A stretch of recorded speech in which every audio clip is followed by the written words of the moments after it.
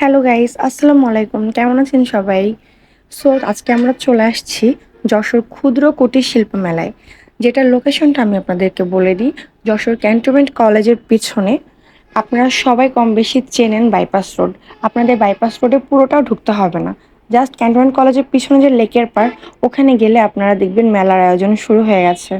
আর আমিও কালকে first time যাই অ্যান্ড গিয়ে আমিও জয়েন করি এবং আমি দেখি মেলাটা কীরকম হয়।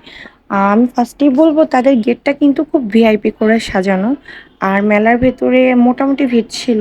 যেহেতু আমরা বিকাল টাইমে গিয়েছিলাম, হয়তোবা সন্ধ্যার পরে ভিড় বেশি হতে পারে। আর প্রচণ্ড গরম। তারপরে আমি গেলাম যে এত ভাইরাল এই মেলার ভিডিও সবাই যাচ্ছে, আমি কেন যাব না।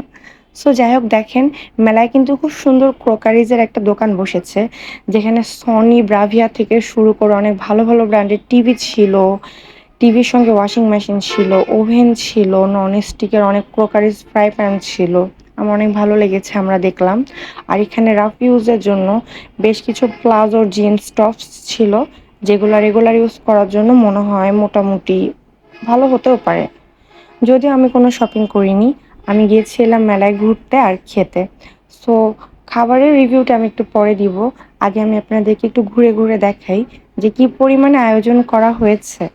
নাগরদোলা থেকে শুরু করে চরকি আর বাচ্চাদের ট্রেন সবকিছু এখানে মোটামুটি ছিল। আমার কাছে মনে হয়েছে যে না, ঘোরার জন্য এগুলো অ্যাফোর্ডেবল আছে। যদিও অন্য জায়গায় টিকিট 30 টাকা হলে এখানে একটু বেশি আমার মনে হয়েছে, টিকিট 50 টাকা করে।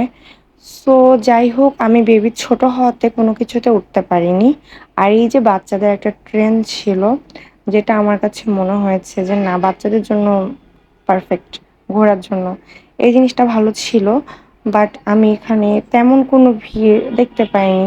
হয়তো 2-1 জন ঘুরেছে, বাট ঘোরেনি। আর এই যে আসি আপনাদের সেই ভাইরাল স্মোক বিস্কুট নিয়ে, সবথেকে লজ্জার বিষয়, আমি জানি আমার ক্যামেরা অন, আমি খেয়েছি, বাট যে আমার ক্যামেরাম্যান ছিল সে আমাকে লাস্টে বলে সে নাকি ভিডিও অন করতেই ভুলে গিয়েছে। কি আশ্চর্য! আমি 100 টাকা দিয়ে কী খেলাম? জাস্ট 5 টাকার ওয়েফার, একটা ঠান্ডা ঠান্ডা ফিল, হালকা একটু ধোঁয়া ওড়ে। ধোঁয়াটা মুখে স্টেও করেনি, মনে হয় জাস্ট কয়েকটা সেকেন্ড স্টে করে। ট্রাস্ট মি, 5 টাকার ওয়েফার, 10 টাকার ওয়েফারও না। আমি জানি না এটা আমি কেন 100 টাকা দিয়ে কিনে খেলাম। যাই হোক, আমার লাইফে একটা ব্যাড এক্সপিরিয়েন্স যে আমি খেলাম, বাট আমার ক্যামেরা অন ছিল না। আর কেমন মানুষের কাছে ক্যামেরা ছিল আমি বুঝলাম না। যাই হোক, সো এই যে জুয়েলারির দোকানে আমি চলে আসি, এখানে টুকটাক কিছু জুয়েলারি ছিল। আর এই স্টলটা আমার অনেক ভালো লেগেছে। এখানে ঘর সাজানোর অনেক ধরনের ফ্লাওয়ার ছিল, আর তার সঙ্গে বেশ কিছু কাঠের জিনিসপত্র ছিল, আর টুকটাক কিছু হস্তশিল্পের শাড়িও ছিল। আমি নিজেই ভিডিও করছিলাম, তাই আপনাদেরকে একটু ওয়েলকাম করতে ভিডিওর মাঝখানে আমি চলে আসলাম। আর পেছনে দেখছিলাম যে কি কি আছে। ঘুরতে ঘুরতে হঠাৎ করেই একটা ঘড়ির দোকান আমার চোখে পড়ে যায় এবং সেখানে আমি যাই। বাট আমার কাছে মনে হচ্ছে প্রত্যেকটা জিনিসের প্রাইস অনেক বেশি ছিল। সো যাই হোক, আমি আমার মেয়ের জন্য 150 টাকা দিয়ে একটা সানগ্লাস কিনেছি, যেহেতু ছোট বাচ্চা। বাট আমার মনে হচ্ছে সেটার প্রাইসটা অনেক হাই।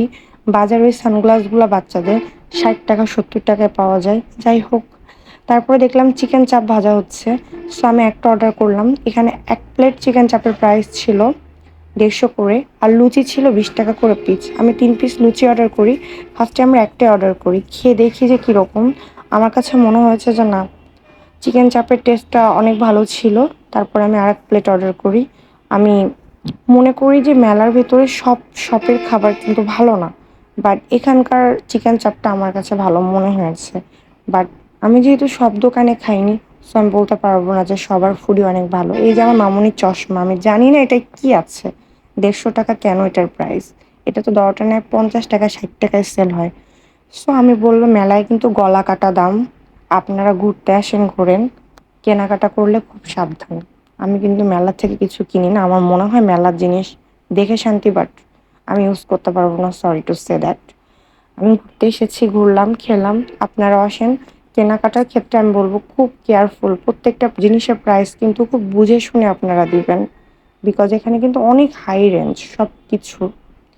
তারপর আর কি আমাদের খাওয়া দাওয়া শেষ। চাপটা ভালোই ছিল, এটা নিয়ে আমি খুব ভালো রিভিউ দিতে পছন্দ করি। সো আজকে এই পর্যন্তই, টাটা।